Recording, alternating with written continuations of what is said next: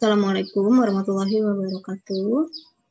Pada pertemuan hari ini di kelas 7, Ibu masih membahas tentang tata surya ya. Kemarin kan belum Ibu bahas terlalu dalam. Kamu hanya membaca-baca saja di LKF.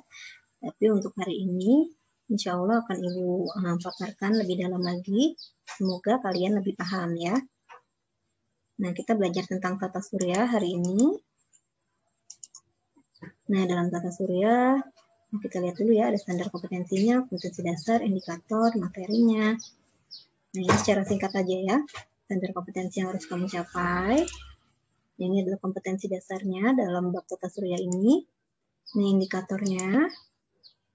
Nah, dalam tata surya ada matahari sebagai pusat tata surya, ada planet-planet, komet, asteroid, meteor, satelit, matahari, susunan lapisan matahari, bulan sebagai satelit, ada bumi sebagai planet, ada rotasi bumi, revolusi bumi, dan lain-lain. Nah, ini nanti yang akan kita bahas selanjutnya. Yes, kita langsung saja ya. Nah, dalam tata surya, sistem tata surya kita ini terdiri atas 8 planet dan bulan-bulannya. Nah, bulannya berarti satelitnya ya. Benda-benda kecil antar planet itu ada asteroid, komet, dan meteoroid. Nah, apakah tata surya kita hanya segini? Hanya matahari sampai 8 planet? Nah, ini hanyalah sebagian kecil dari besarnya seluruh tata surya yang ada di alam semesta kita. Ya. Jadi kalau misalnya dijabarkan dalam kita ini berada di dalam satu galaksi, namanya galaksi Bima Sakti. Nah, galaksi Bima Sakti itu ada macam-macam tata suryanya lagi, tidak hanya satu, tapi bahkan ada miliaran. Nah, salah satunya adalah tata surya kita ini. Lalu selanjutnya ada matahari. Nah, matahari itu dianggap sebagai pusat tata surya. Ya, tata surya kita pusatnya adalah matahari. Jadi kita sangat bergantung pada energi matahari. Ada dua teori, yang pertama teori geosentris dan teori heliosentris. Apa itu? Kalau teori geosentris itu menganggap bahwa bumi itu sebagai pusat alam semesta yang dalam keadaan diam, sedangkan planet-planet lain bergerak mengitarinya. Nah, ini kata teori yang pertama.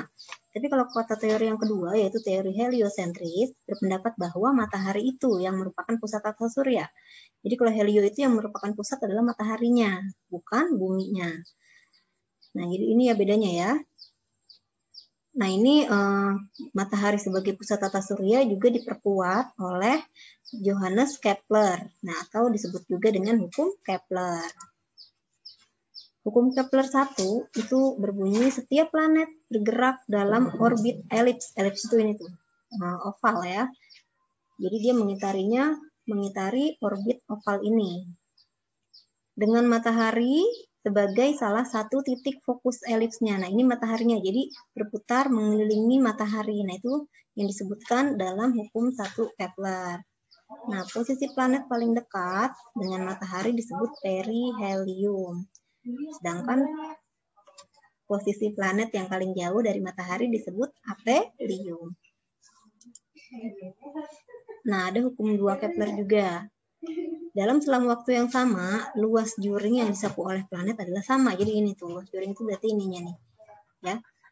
Nah, busur A ke B, terus dari B ke C, C sini ya, D ke E, dan E ke F, baik dari A ke F juga ditempuh planet dalam waktu yang sama, kalau kata hukum 2 Kepler. Ya.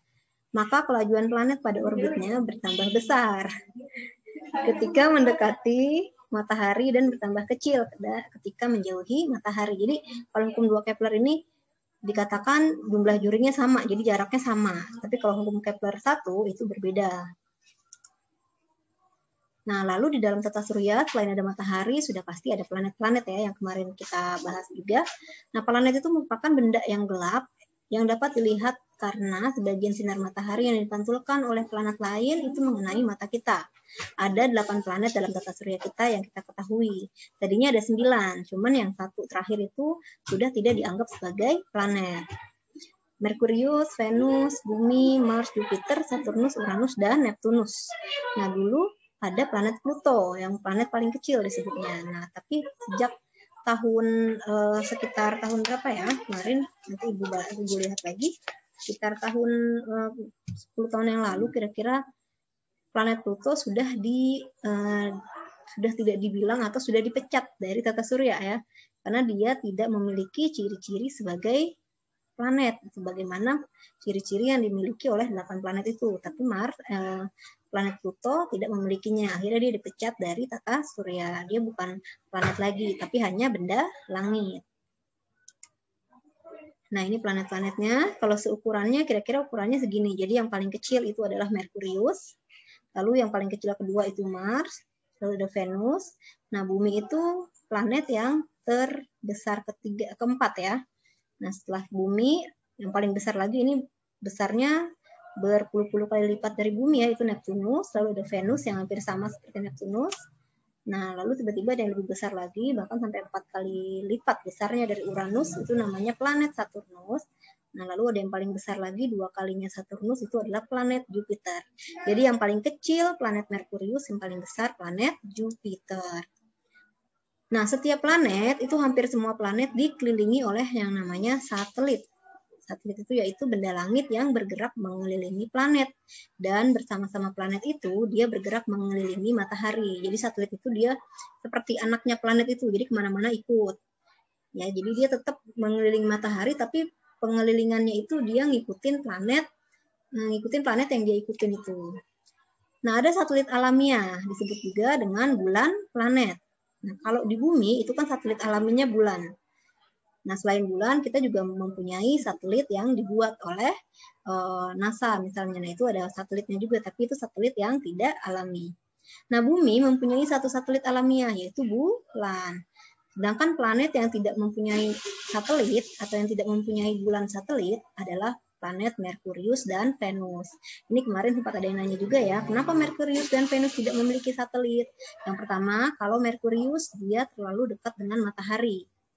Sehingga bulan satelit yang mengikuti Merkurius akan hancur atau hilang karena terlalu panasnya atau terlalu dekat dengan matahari. Sedangkan Venus, dia rotasinya berbanding terbalik. Jadi misalnya semuanya ke kanan, tapi dia ke kiri sendiri. Nah, karena berbanding terbalik, rotasinya akhirnya bulan satelit yang mengikutinya juga hancur, tidak tahan ya. Nah, lalu ada benda langit yang namanya komet. Ini pasti kamu sering dengar ya. Komet itu adalah benda langit yang tersusun oleh batuan es yang sangat padat, juga debu. Jadi susunannya itu ada batuan es dan debunya.